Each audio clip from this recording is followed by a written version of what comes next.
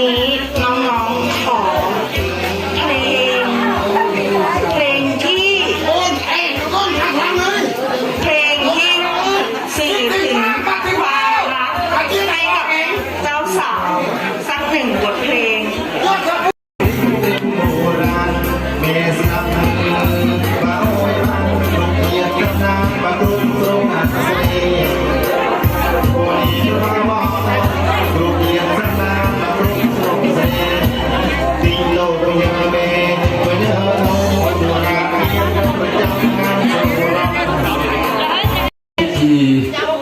มงคลสมรส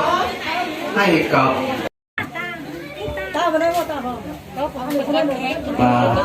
ทงายเนี่ยทงายกดเทียบเปลี่ยนละอหรือกบาล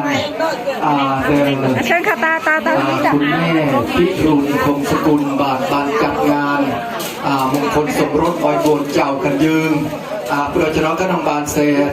ประกอบพิธีมงคลสมรสนั้นก็นำบานโรยปรับมีบานโดนตาบานขโมยใหญ่ขโมยตาในบานลวงลับดับปนาหายกระสมัดจืดโมโหประสาเนื้อบานเอาเลี้ยงได้เลี้ยงจืดแม่สรอยเลี้ยงได้เลี้ยงจืดบานรับตะตูบานเดียงเหินกระถาโอ้โกนเจ้ากันยืนกันเนี่ยเธออุ้ยอันนี้ก็จะบานเซนโกนเจ้ากันยืนบานรวมเบียยั่วบานขึ้นกระดาวขึ้นผีเจี๊ยบอัพรถเนี่ยไม่หมดตีนของกระบาลจูบฟ้าปองคลิกครับบาตะเกียบตะจุ้มโมดลเนี่ยก็บาโปรซีเมียนเกินกระเนิดเมียนก็ไม่จะยาเจกรอไว้เลยบาอันเจ้าก็ไม่เฮาดูเลย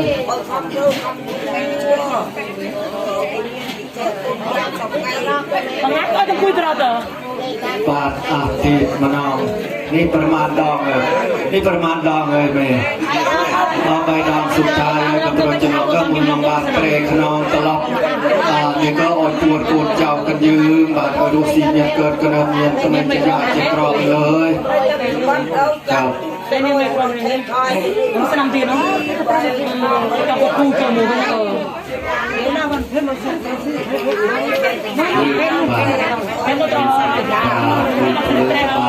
เรียกเครือกบาลปรเนียมเมธาชมัวคุณแม่อยู่แก้วงามบ้านปิงโมโรคอาศัยขยมเปรียบาทโมเจเนียมหาเตียงปีโดยกมลไตร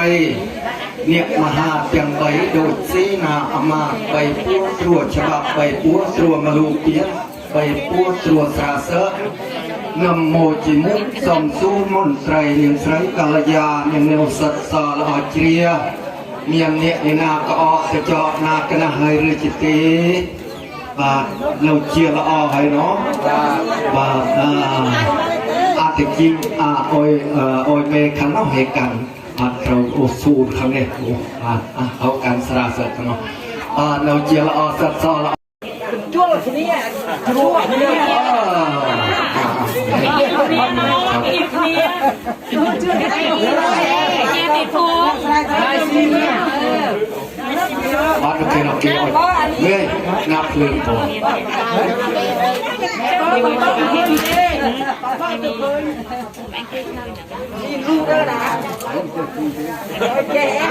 แม่ต้องเอาหนังฟิล์มลูกเห็นว่าจะต้องตับมาแต่เราได้ละยังเอาเฮ้ยยังเอา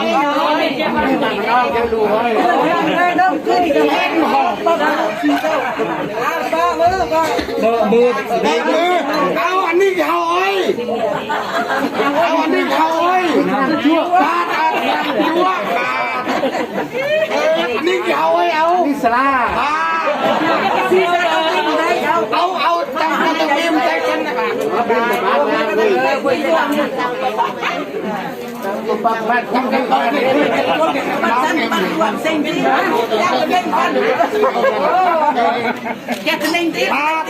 เอาดาวสลาเฮ้ยหน่อมันอ่ะเฮ้ยมือก็นี่เอาหนังยวนเลยนี่เอาอันนี้เอาเขาไว้เอาหมดมาเบอร์มือถึงเด็กมาเตะ เอาอะไรเงี้ย มอร์บ้างเอากระมอร์บอกเอากระมอร์นี่โยตุเธอเอา ดูโฮไปเนาะ โอ้โหไม่ใช่ธรรมดาเนี่ย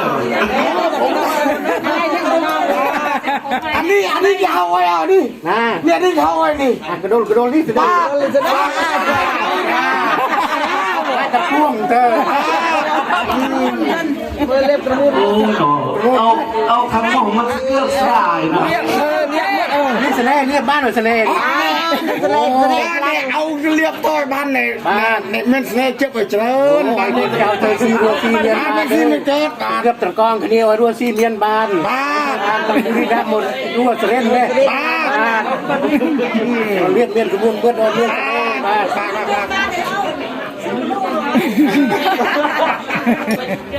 นี่กระบวนเบิดเด้อ นี่มูลมัดมันอ่ะ เราสเลตีนจ้ะ จะแสดงกำลังเงินเอาเฮ้ยตอนนี้อันนี้เขาเธออันนี้เสยนี่อันนี้เสยนี่ อันนี้ปัญหา เอาปนักดูเธอเอานักดูเธอ ตุกัดปลาเนาะเราแป้เลย แกนี่อันนี้เสยนี่ ตีออฟ บ้า จังตัวเรียกสเลผู้ไอ้ซ่าบ้าน ใครถืออ้อมใครถืออ้อมบอกกรอมเป็นตัวละ เอาบ้ามือเมียนไอ้กินเงินได้กรอม กรอมที่อ้อมได้ตา ต้องร้อง เนื้อมึงกรอมมั้งแน่ กรอมจะในเป็น อันนี้ได้ตีดิ บ้ามือ นี่ทำชั่ว บ้าทำชั่วก็ มันวิ่งเอา บ้าวิ่งชั่ว บ้าเปิดตุ้งตังหู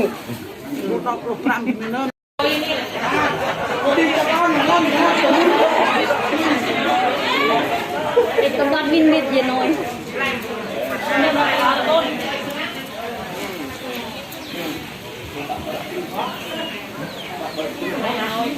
เอาบ้าตัวนี้บ้า บ้าจะเอาเลยเอาเลย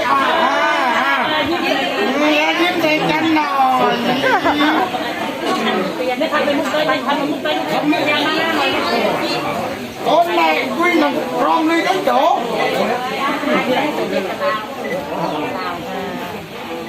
รายกระรวนกระรวนรายได้ตัวทำให้ตัวรายการอะไรก็มา ลุกเลยนะ เนี่ยเอาอันนึงเอาอันนึงเอาอันไหน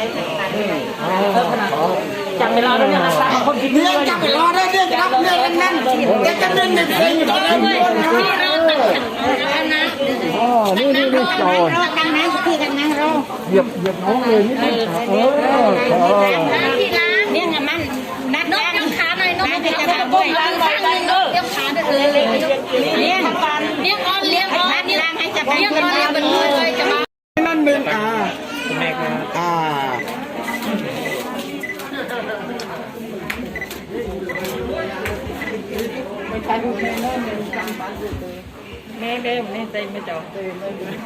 อนุเตะนะอนุเตะนะขนาดเตะขนาด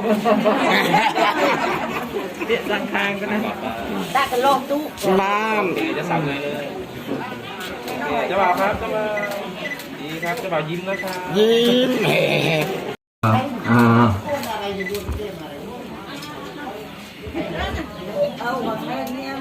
นกร้อง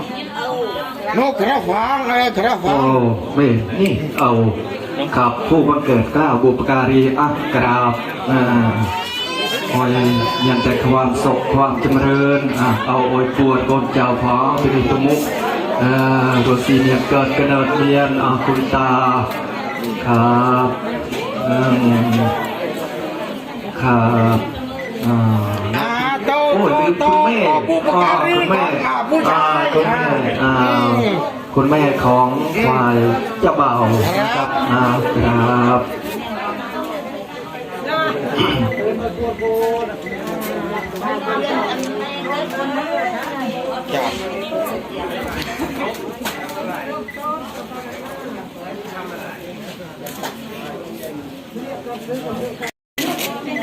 เดี๋ยวผมไปเลย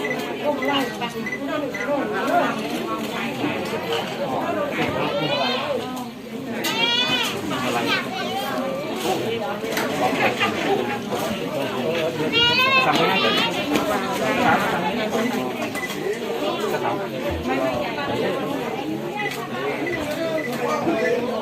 างละคร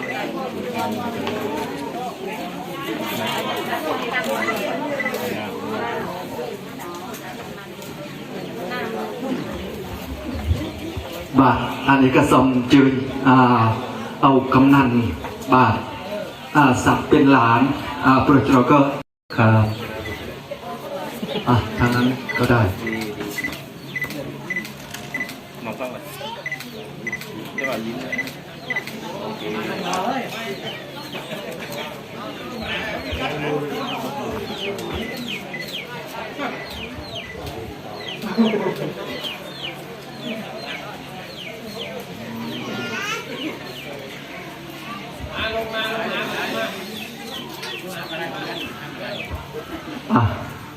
พร้อมแล้วก็กราบ3 ครั้งลูกครับ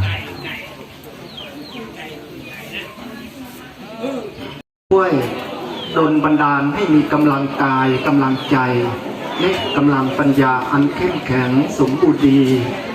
สามารถประกอบกิจการงานในหน้าที่ของท่านทั้งสองให้บรรลุผลประโยชน์ขอเจริญก้าวหน้าตามที่มุ่งหมายได้ทุกประการขอสุภาพมงคลจงเทพเจ้าทั้งปวงจงคุ้มครองด้วยอำนาจแห่งคุณพระศรีรัตนตรัยพระพุทธพระธรรมพระสงฆ์ทั้งปวงขอความสุขสวัสดีตลอดชั่วนิรันดรสาธุดับดูอีกก็ตำรองตัวก็ไม่พลิกตุกขนมสปูเปรียสองเซลเกิดจีกระเซดองจุ้ยจำลองสมุดจูตรงกลางเตรียมโนขนมสถานซอยซอก